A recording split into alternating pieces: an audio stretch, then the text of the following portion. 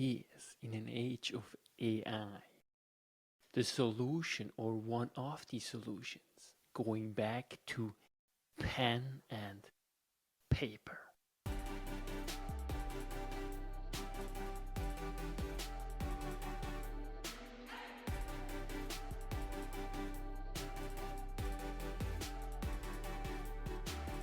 What if you turn hardship into grace, anger into serenity?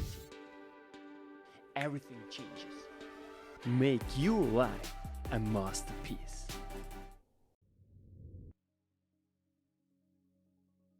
So why is, in an age of AI, the solution or one of the solutions going back to pen and paper? This is really the topic today, and this is my advice. Let's go back to pen and paper because and despite of AI. And let me explain what I mean by pen and paper and why you ought to go back to pen and paper, especially in an age of AI. AI is here, and probably in 2026 it will explode. Okay, no matter what, it will stay forever. It all depends on us how we navigate that. Okay, so what do I mean by pen and paper? Literally, pen and paper, that's what I mean. Why? Why is pen and paper equal to greatness? In other words, why is pen and paper one of the paths to truly living a great and meaningful life? Now, let's unpack it. What do I mean? First and foremost, in an age of AI, ultimately what comes down is this. You gotta find truly your inner self. In other words, what Young calls it, you want to integrate your ego and your unconscious. You want to become whole in order for you to truly feel alive, a meaning and purpose in life. And that's really what's the most important thing. Now, that's why you have to always ask yourself, do I do this degree because of ultimately the paycheck, or do I do it for the sake of doing it? In other words, now is the time to really find and figure out what you truly love doing, what you do, whether you get paid or not. I was very fortunate in my life that I always was chasing the things that I loved doing it. So I was very honest, and my parents, they applied self-determination theory, even though they didn't really know that they actually applied it, but they applied it to my case, and it turned out greatly because now I can really tell that, I'm just blown away because I can do whatever I really love, and that's teaching in one way or another and learning. And so that is my story. But most important is really, you gotta find what you truly love doing it. And if it's computer science, for example, go for it. Not go for it because some people say, nah, it will be replaced by AI. Yeah, of course, but everything will be replaced by AI. So if you love doing something for the sake of doing it, do it anyways, because we always need people, programmers who are hopefully, but that won't be the case anymore because AI will be just so much more powerful, but at least that they can somehow still know how to change the coding, for example, so that it doesn't get out of hand. So therefore, really think about deeply what you truly love doing. In other words, go down and look at what your true values are and then build it up from there, because then you can't really be wrong. And therefore, one advice is really also listen to your parents, at least hear them out, and also go back to the past and look a little bit like history of your family that might resonate or not with you, and then you can take a path that's most available to you. But really, to do this, you need a clear strategy how to actually go about it. And I will talk about this much more really in depth with a booklet that really leads you through, because this is a lifetime journey, as really individuation is, as Carl Jung understood it. But this just as an aside. Now, really, why going back to pen and paper? Because now in the age of AI, what you're really looking for is people who can and integrate whatever they talk and proclaim to be the truth. It's like the best teachers. The best teachers are the change that they want to see in the world. They're not the ones who go and point to other people and tell people how to live. They are be about, not talk about it. And that's really Peter Swing. He was, and he still is, an outstanding human being, because he's all about being about it, not talking about it. Everyone can talk about it, especially now with AI. You just get it up and you basically read from the screen and whatever, and you sound great. But is this really cool? Is this really... No, it's not. Because perfection is fake. Because there's no such thing as perfection. There's only the aim of improving one's life every single day. Tiny step that really will make you the person that you're meant to be. And if you look back once you're old, you want to look back, because what you're then proud of is not what you have saved, the money and so on and so forth, but the things that you tried, that you did every single day in order for you to get a little bit better in whatever area this might be. Okay, that is progress equal happiness, as really Tony Robbins said. And I'm telling you that pen and paper equals greatness, because you start precisely integrating whatever you are reading. So if you read a book, or if you just read a page,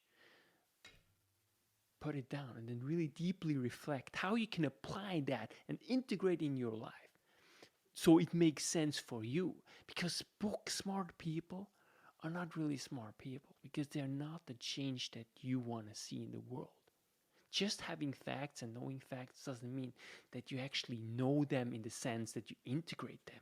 So it's one thing of knowing about something and knowing of something, but it's a different game of knowing it.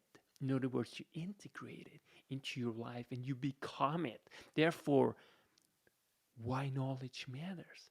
Because knowledge really only matters if you integrate it, if you forge it, okay? And then you make it your own and it becomes part of you. But this you can only if you think about things deeply and integrate it. It's like having all these bricks. If these bricks just lay around, they won't become ultimately the tiny bits that make up the pyramid. But if you start building them and putting them together accordingly, then you'll potentially be able to build a pyramid. Therefore, the whole is always bigger than its parts. Because if you just leave the bricks as they are, then they may just seem random, just bricks. But if you put them together into, for example, a pyramid, it becomes meaningful. You constructed something that you can now relate to, because it comes from you, from your conviction that you can and ought to change in a positive way your environment. But it all starts from within. And therefore, you have to deeply think about the things that you are reading. So therefore, go back to pen and paper. Whatever you read, if it's just 10 minutes, and then you just jot down a couple of things that you think are very, very important to you, and then really think about deeply, maybe 1 or 2 minutes, and then make some notes and keep always those notes. Buy a beautiful booklet that, a book not,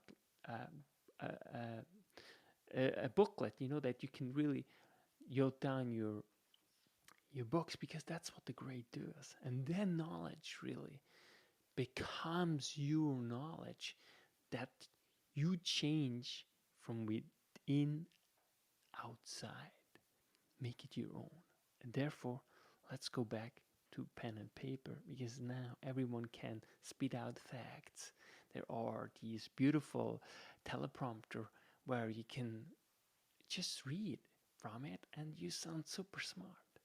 But do you really want to listen to someone who is just reading from a teleprompter? Whereas you, at the same time, you also can just go to ChatGPT and actually do the same thing. It doesn't really make sense. So therefore, make it your own, because ultimately what you are looking for in your life later on are genuine people who are the way they are genuinely in their very core, and gradually and increasingly get better and better.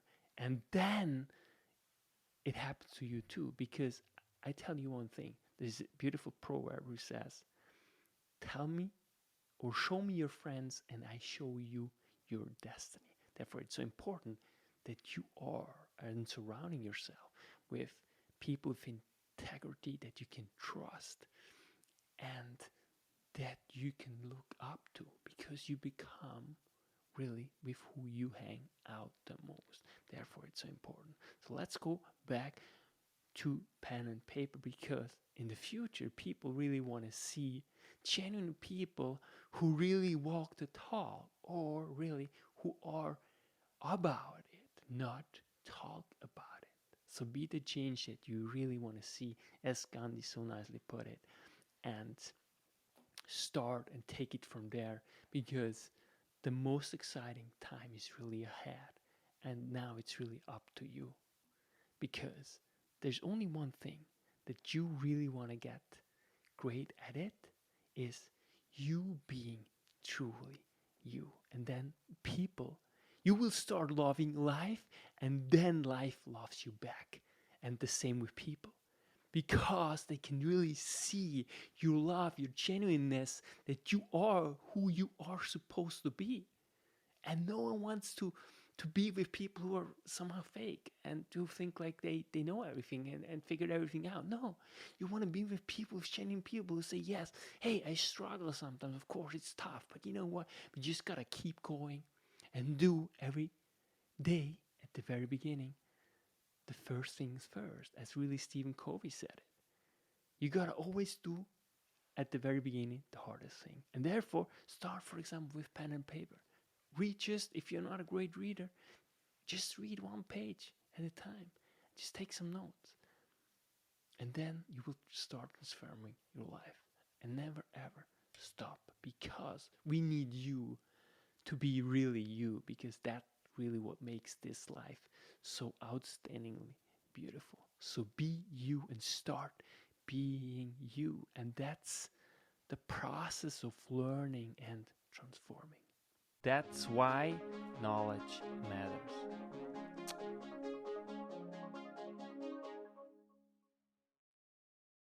Make your life a masterpiece. Visit now programs.the-ykm.com. Meant to make you grow.